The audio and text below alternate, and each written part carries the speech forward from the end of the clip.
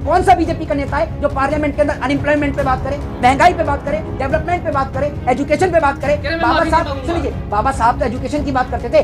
अमित शाह ने कब एजुकेशन की बात करी, जरा बता दो आप। एक डिबेट कर लीजिए कॉन्स्टिट्यूशन के ऊपर, दिल्ली के लाल किले पर एक और होंगे देश के प्रधानमंत्री नरेंद्र मोदी और दूसरी ओर राहुल गांधी। पता चल जाएगा कि आप कितने पढ़े लिखे हैं। आप संविधान का यानी कॉन्स्टिट्यूशन का आप सी नहीं जानते, जनता को सिर्फ पागल बनाने का आप काम करते हो। कभी रविंद्रनाथ टैगोर जैसी दाढ़ी रख लेते हो, कभी दिक्कत है बाबा साहब के संविधान से। जो बाबा साहब का संविधान आज देश के लोगों को पढ़ने दे रहा है, और पढ़ लिख कर जब वो गृह मंत्री से सवाल कर, आज मैं हूं, आज अगर मैंने बाबा साहब को पढ़ा, उनके संविधान को पढ़ा, तो मैं एडवोकेट बन गया। आज मैं अपने सारे हक जानता हूं, सारे अधिकार जानता हूं। पुलिस उठा के मुझे बंद नहीं कर सकती, क्योंकि मैं एक देश का पढ़ा लिखा नागरिक हूं, समझदार नागरिक हूं, एक एडवोकेट हूं। तो मैं आपको बताता हूं ना, सरकार क्यों किलसती है। सरकार इसलिए किलसती है कि लोग क्यों पढ़ रहे हैं। अगर सब लोग पढ़ गए तो इनकी गुलामी कौन करेगा। बाबा साहब को प्रतिमाओं की जरूरत नहीं है। बाबा साहब लोगों के यहाँ रहते हैं, दिल में, इस जगह पर, ये याद रखिएगा। उनको कोई प्रतिमाओं की, कोई तस्वीरों की, कोई मूर्तियों की जरूरत नहीं है। लेकिन अगर आप बाबा साहब के नाम पर स्कूल बना दें तो बाबा साहब की आत्मा बहुत खुश होती है। और हम अमित शाह जी ने जब प्रेस कॉन्फ्रेंस कर रहे थे, तब उन्होंने ये बताया कि जो सारा अपमान किया गया है बाबा साहब का, वो कांग्रेस द्वारा किया गया। हमने तो बहुत सम्मान दिया है उनको। अगर आपने सम्मान दिया है तो आपके राज्यों में चलते हैं। शुरुआत करते हैं राजस्थान से, जहां एक व्यक्ति को घोड़ी चढ़ने पर मार दिया जाता है। शुरुआत करते हैं मध्य प्रदेश से, जहां पर एक व्यक्ति को मटके से पानी पीने पर मार दिया जाता है, किसी को घोड़ी चढ़ने पे, किसी को मूंछ बढ़ाने पर। कांग्रेस ने अपमान किया है बाबा साहब का। कांग्रेस ने कैसे कर दिया? कांग्रेस ने धारा 370 लगाई, इसके अगेंस्ट में थे बाबा साहब। क्या 370 लगाई ना, आपने हटा दी? है हटा दी, कहता है तो सब बीजेपी वाले कहते हैं हटा दी हमने पूरा। कहने को तो मोदी जी ने यह भी कहा था कि 15 लाख का। मैं आपको नेहरू ने प्रचार किया था पहले मेरी बात अम्बेडकर के खिलाफ, पहले मेरी बात चुनाव में। सुन लीजिए जी। एक बिस्कुट, एक समोसा, नरेंद्र मोदी की बात का कोई नहीं भरोसा। ये बात आप याद रख लीजिए, ठीक है। मैं आपको बता दूं, मोदी जी की बात का कोई भरोसा नहीं है। और मैं आपसे ये कहता हूं, अगर अंबेडकर की ये लोग इतनी बात करते हैं ना, दिल्ली का लाल किला ओपन है, ओपन है। मैं आपसे ये कहता हूं कि देश के गृह मंत्री, पहले तो क्या होता था, पहले तो एक तो गृह मंत्री साल 6 साल महीने में तो इंटरव्यू देने आते हैं। और पहले तो आप सिर्फ टीवी एक्टरों को सिर्फ टीवी में देखा करते थे। आजकल तो टीवी एक्टर, बॉलीवुड एक्टर आपको न्यूज के शो में भी नजर आने लग गए हैं। जिस न्यूज के शो में गृह मंत्री से सवाल पूछने के लिए आम जनता होनी चाहिए, वहां वरुण धवन हनुमान बता रहे हैं अमित शाह को। क्या बॉलीवुड में काम नहीं मिल रहा, या सोच रहे हैं आप भी कहीं से चुनाव लड़ लेंगे? हैं, ये तो आप मुझे बता दीजिए। मैं कहता हूं गृह मंत्री को लाल किले पे बिठाओ, और उसके बाद में देश की जनता सवाल पूछेगी। और जिस कॉन्स्टिट्यूशन और जिस संविधान की बात करते हैं ना, मैं कहता हूं बाबा साहब के ऊपर 2 मिनट नहीं बोल सकते ये लोग, और कॉन्स्टिट्यूशन की स्पेलिंग नहीं सुना सकते ये लोग। ये क्या बात करेंगे? और मैं आपसे ये कहता हूं, पार्लियामेंट में जाते हैं, पता है आपको पार्लियामेंट में ये लोग किस लिए जाते हैं? पार्लियामेंट में सिर्फ इसलिए जाते हैं ये लोग क्योंकि पार्लियामेंट में जाने का इनको पैसा मिलता है। पार्लियामेंट का जो सेशन लगता है ना, इनकी तनख्वाह से अलग इनको उसका पैसा मिलता है। ये लोग इसलिए पार्लियामेंट में जाते हैं। वरना कौन सा बीजेपी का नेता है जो पार्लियामेंट के अंदर अनएम्प्लॉयमेंट पे बात करे, महंगाई पे बात करे, डेवलपमेंट पे बात करे, एजुकेशन पे बात करे? बाबा साहब सुनिए, बाबा साहब तो एजुकेशन की बात करते थे। अमित शाह ने कब एजुकेशन की बात करी, जरा बता दो आप मुझे। अमित शाह कह रहे हैं मैं माफी नहीं मांगूंगा, मैंने कुछ गलत नहीं कहा। एक बात आप मुझे, आप माफी क्यों मांगेंगे? क्योंकि आप एक संविधान की ताकत वो व्यक्ति समझ सकता है जिसके बच्चे पढ़े लिखे। मैंने आपको उस बात को पूरा नहीं कर पाया, आप करूंगा। एक रिक्शे वाले का बच्चा, एक रिक्शे वाला इसलिए संविधान की ताकत समझता है क्योंकि वो ये समझता है संविधान के बदौलत मेरा बेटा डॉक्टर इंजीनियर बन सकता है।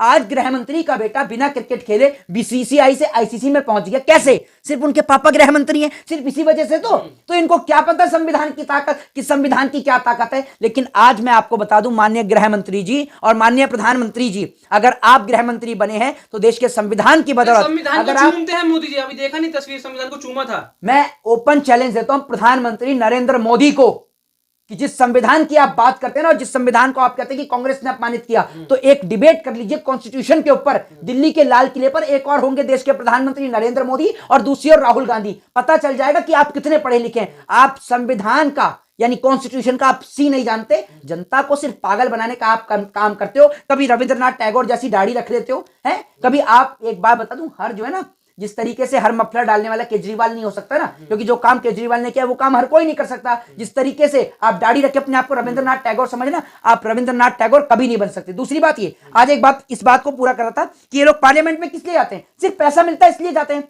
एक प्रश्न आपसे भी करता हूं और आपसे भी करता हूं, और आपके साथ में आपके और तमाम साथी भी खड़े, उनसे भी करता हूं। क्या आप में से कोई भी दिल्ली के 7 सांसदों के नाम गिना सकता है? मैं भी नहीं जानता, मैं भी सिर्फ 2 को ही जानता हूं। एक वो जो कहता है कि बेबी बियर पी के नाचेलू छम छम छम, यानी मनोज तिवारी, ही हंसते रहे रिंकिया के पापा, और दूसरी बांसुरी स्वराज जो इन दिनों सुर्खियों में है। ठीक है, इसके अलावा कोई भी मैं कहता हूं ओपन चैलेंज आपको भी और आपकी ऑडियंस को भी ओपन चैलेंज देता हूं कि कोई भी दिल्ली के 7 सांसदों के नाम नहीं गिना सकता, आप भी नहीं गिना सकते, और आपको इस बात को एक्सेप्ट करना होगा, वरना गिनाइए। नहीं गिनवा सकते, हाँ, नहीं गिना सकते ना भाई, छोटी सी दिल्ली है, 7 मेंबर ऑफ पार्लियामेंट है, सिर्फ 7। ये लोग दिल्ली के हैं, ये भी नहीं गिना सकते, मैं भी नहीं गिना पा रहा। उसके पीछे का रीजन है कि ये लोग पार्लियामेंट में जाकर सिर्फ मुंह फाड़ते हैं, इनको नींद आती है पार्लियामेंट में बैठकर। पार्लियामेंट में बैठकर ये देश की बढ़ोतरी की बात नहीं करते, देश की उन्नति और प्रगति की बात नहीं करते। टारगेट क्यों किया जा रहा है बाबा साहब को, क्यों टारगेट किया जा रहा है? बाबा साहब को इसलिए टारगेट किया जा रहा है क्योंकि इनको पता है कि संविधान की बदौलत आज देश का प्रत्येक नागरिक पढ़ रहा है। इनको दिक्कत बाबा साहब से नहीं है, इनको दिक्कत है बाबा साहब के संविधान से। जो बाबा साहब का संविधान आज देश के लोगों को पढ़ने दे रहा है, और पढ़ लिख कर जब वो गृह मंत्री से सवाल करे, आज मैं हूं, आज अगर मैंने बाबा साहब को पढ़ा, उनके संविधान को पढ़ा, तो मैं एडवोकेट बन गया।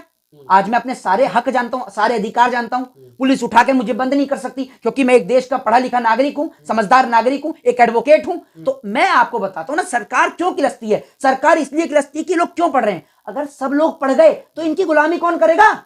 ये बच्चों को पढ़ने नहीं देना चाहते, ये बच्चों को अनपढ़ जाहिल और गवार रखना चाहते हैं, ताकि वो बच्चे हिंदू राष्ट्र में हिंदू मुसलमान के दंगों में फंसे रहे। अगर प्रधानमंत्री इतनी नफरत करते हैं मुसलमानों से, तो अपनी पार्टी से मुसलमानों को क्यों नहीं निकाल देते?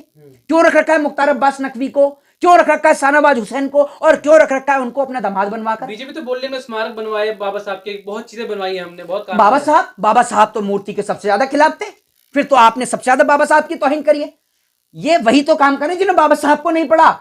बाबा साहब का स्मारक बनाने से अच्छा ना, अगर बाबा साहब के नाम पर विश्वविद्यालय बना देते, स्कूल और कॉलेजेस बनाते, तो बाबा साहब बहुत खुश होते। बाबा साहब को प्रतिमाओं की जरूरत नहीं है, बाबा साहब लोगों के यहां रहते हैं, दिल में, इस जगह पर, ये याद रखिएगा। उनको कोई प्रतिमाओं की, कोई तस्वीरों की, कोई मूर्तियों की जरूरत नहीं है। लेकिन अगर आप बाबा साहब के नाम पर स्कूल बना दें, तो बाबा साहब की आत्मा बहुत खुश होती, और हम भी समझते कि वाकई में ये सरकार बाबा साहब को मानने वाली है। ये सरकार बाबा साहब को अपमानित करने वाली सरकार है। वरना आप मुझे यह बता दीजिए, अगर बाबा साहब को गृह मंत्री इतना मानते हैं, तो क्यों ऐसे पन्ने पलटकर बोलना पड़ता है?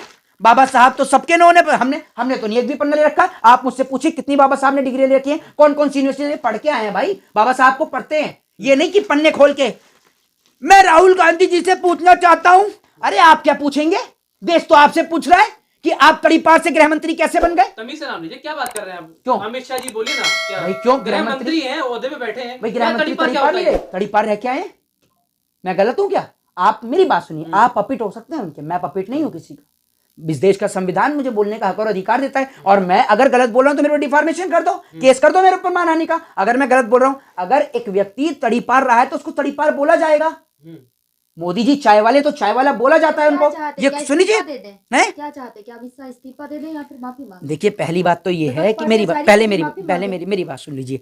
ऐसा है, इस्तीफा देने से तो कुछ नहीं होगा, लेकिन अगर आप माफी मांगेंगे तो बहुत कुछ होगा। एक मैसेज क्रिएट होगा कि इस देश के अंदर बाबा साहब का अपमान करने वाला कोई भी हो, उसको माफी मांगनी पड़ेगी। और ये बात तो अमित शाह को समझनी चाहिए कि संविधान की वो ताकत है कि जब इस देश का गृह मंत्री और प्रधानमंत्री भी नॉमिनेशन भरने जाता है ना, तो डीएम अपनी चेयर पर बैठा रहता है और प्रधानमंत्री और गृह मंत्री उनके आगे झुकते हैं जब अपना नॉमिनेशन भरने जाते हैं। पावर है इस देश के संविधान की। तो मैं इस देश के लोगों को बताना चाहता हूं कि मंदिर और मस्जिदों में जितना आपको उलझा रखा है ना, सिर्फ इसलिए उलझा रखा है ताकि आप अपने हक और अधिकारों को न जान सकें। आप कितनी बार बोलते दिन में जय भीम जी?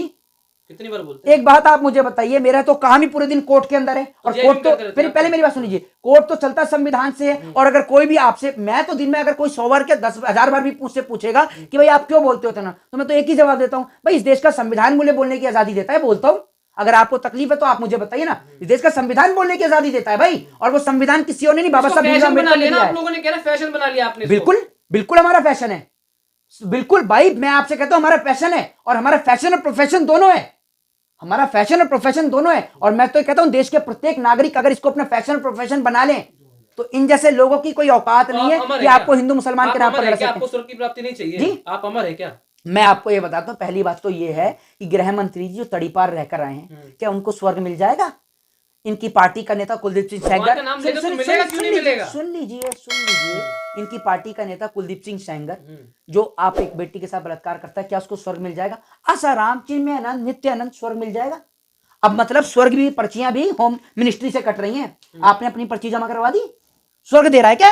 अब एक बात है, स्वर्ग और नरक का फैसला भी गृह मंत्री कर रहे हैं क्या? मतलब पहले तो धरती पे धरती, अब तो आपने आकाश और पताल पे भी अपना राज समझ लिया। ये निशानियां हैं पाप के घड़े भरने की, और वो दिन अब दूर नहीं है जब इनका पाप का घड़ा भर जाएगा और आधे से ज्यादा भाजपा जेल के अंदर बंद आपको नजर आएगी। जय हिंद, जय भारत, वंदे मातरम।